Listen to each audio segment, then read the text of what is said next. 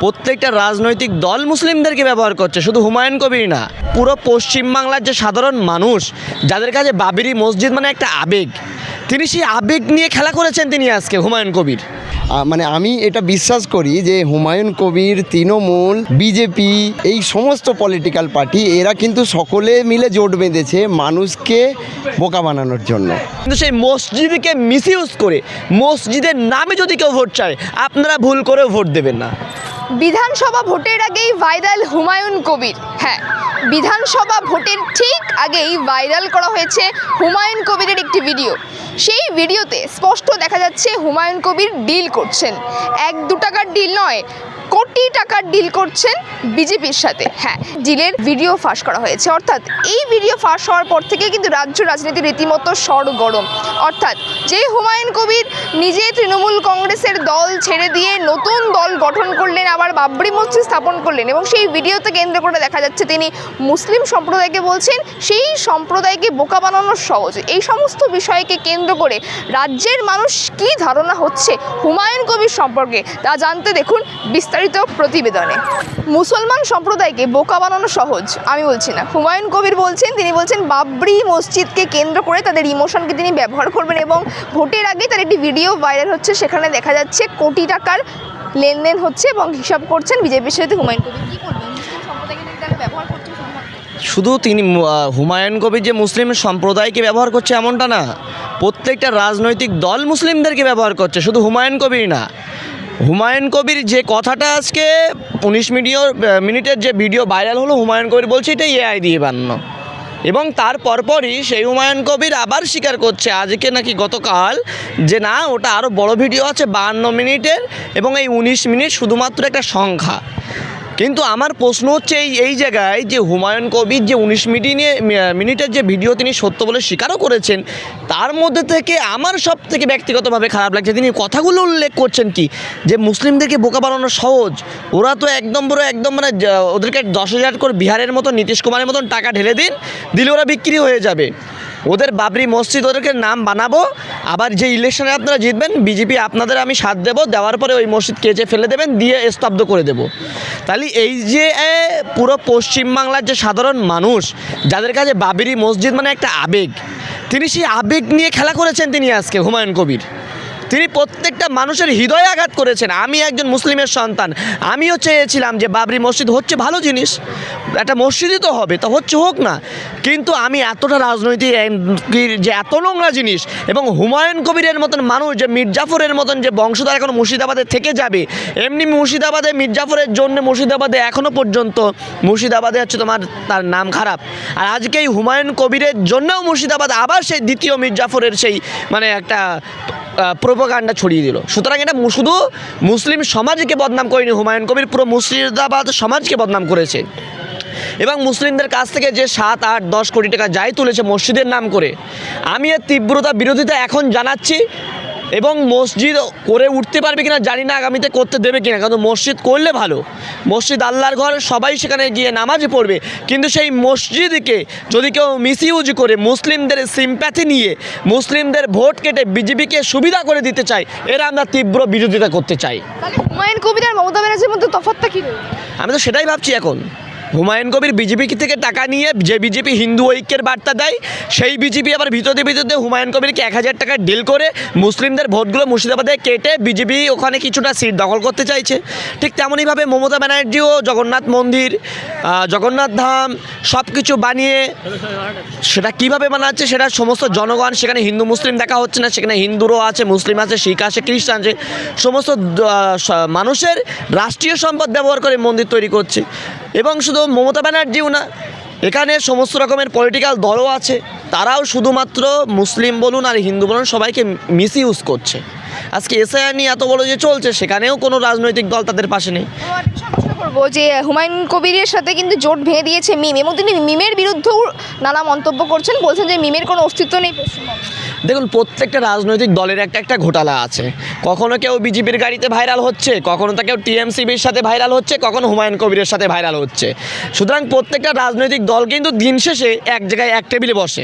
আর এই আমাদের মতন আমপাকবির, কারণ হিন্দু মুসলিম বলবো না, ভারতীয়দেরকে বোকা বানিয়ে রেখে দেওয়া হয়। এদের ছেলেমেয়েরা বড় বড় বাইরের হার্ভার্ড ইউনিভার্সিটি, অক্সফোর্ড ইউনিভার্সিটিতে পড়াশোনা করছে, আর এরা আবার পশ্চিমবাংলায় অমিত শাহের মতন লোক এসে হেট স্পিচ দিয়ে বলছে তোমরা তলোয়ার তুলে রামনবমীতে মিছিল করো। এরাই আবার বলছে তোমরা বোম মারো, ঠিক আছে, এবং তোমাদেরকে পড়াশুনো করার দরকার নেই, শুধু মিটিং মিছিলে হাঁটো। কিন্তু এদের ছেলেমেয়েরা যারা ভাষণ দিচ্ছে, এই যে অমিত শাহ, এর ছেলে জয়শাকে বিসিসিআই প্রেসিডেন্ট করে রেখেছে, যে একটা ক্রিকেট বলও মারতে পারে না ভালো করে।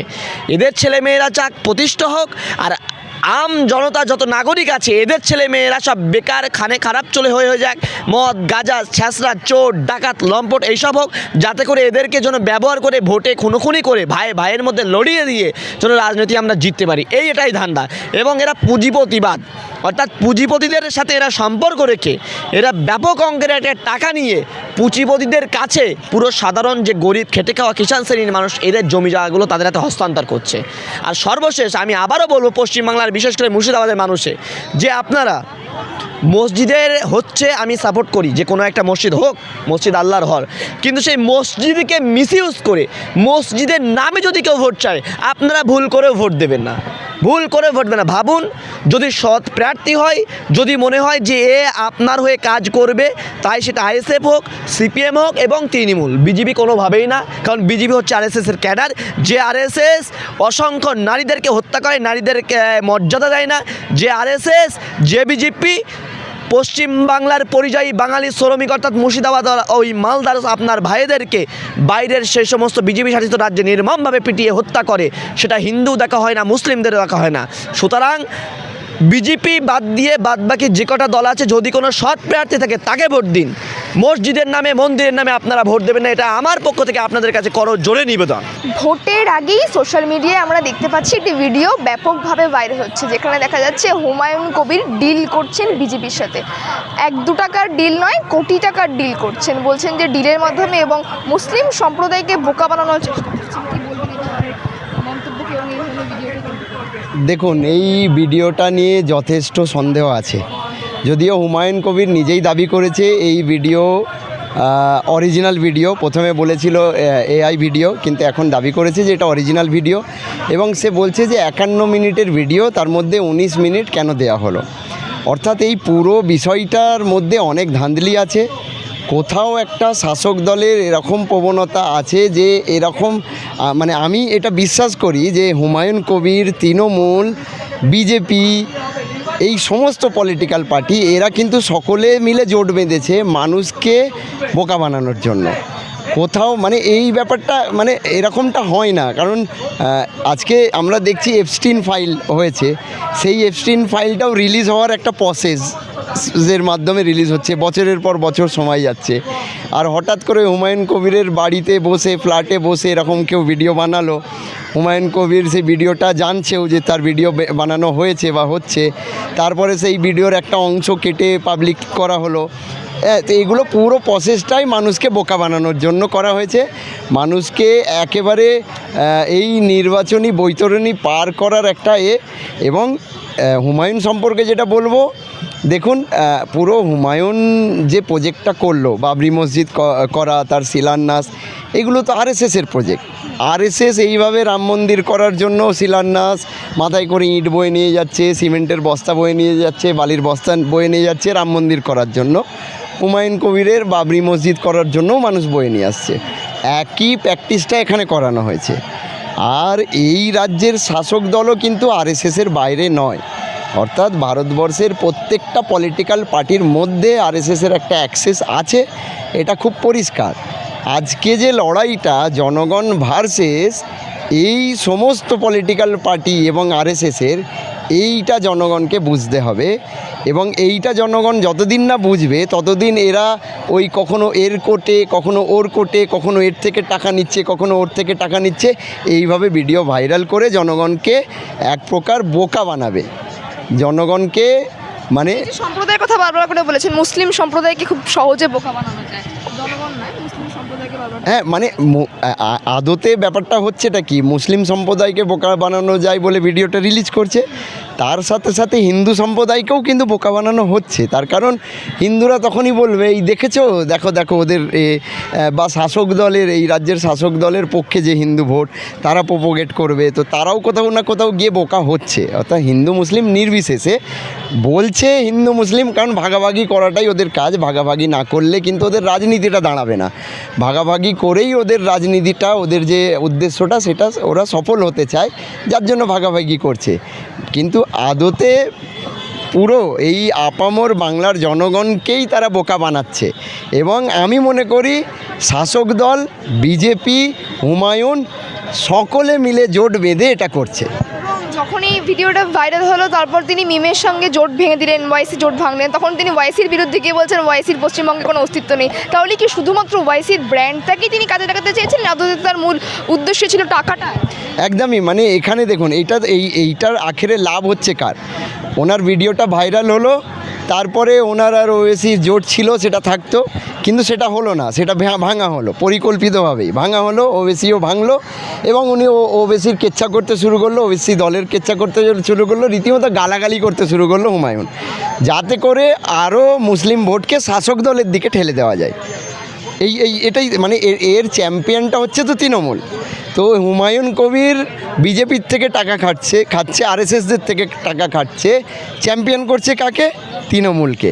তো এই জন্যই আমি বলছি আরএসএস, বিজেপি, তৃণমূল, হুমায়ুন, ওবেসি বা আরও যে সমস্ত রাজনৈতিক দলরা ভোটে লড়ছে, এরা সবাই কিন্তু একটা পক্ষ, আমরা জনগণ পক্ষ। তাহলে এবার কি শাসক দলের কাছে ভোটটা যাবে, যে সংখ্যালঘুদের ভোট, মমতার নিজের যে তারা দুধেল গাই বলে আপনাদেরকে বারবার সম্বোধন করেন, যে মুসলিম ভোটটা কি এবার তাহলে শাসক দলের কাছে যাবে, যদি এসআইয়ের প্রক্রিয়া এখনো অনেকের নামে গুজব করে দেওয়া হয়েছে?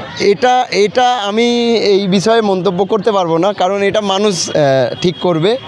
তবে শাসক দলের ভূমিকা যথেষ্ট সন্দেহজনক। এই মুখ্যমন্ত্রী কদিন আগেই বলল মালদায় দাঙ্গা হয়েছে, যেখানে এসআইয়ের বিরুদ্ধে আন্দোলন হয়েছে এবং 27 লক্ষ অ্যাডজুডিকেশন থেকে যে ডিলিট করা হয়েছে, যার মধ্যে সিংহভাগই কিন্তু মুসলমান, আর মালদা মুর্শিদাবাদের লোক বেশি, যারা নিজেদের অধিকারে নাগরিকত্ব বাঁচানোর লড়াই করছে, তাদেরকে দাঙ্গাবাজ বানিয়ে দিল এই মুখ্যমন্ত্রী। তারও দুদিন পরে একটা বক্তব্যে উনি বললেন একটা জায়গায়, এই মসজিদ থেকে উস্কানি দেবেন না, মানে শুক্রবারের ঠিক আগে উনি বললেন মসজিদ থেকে উস্কানি দেবেন না। তো এই মসজিদ থেকে উস্কানি দেওয়ার কথাও বলল মুসলমানদের উদ্দেশ্যে।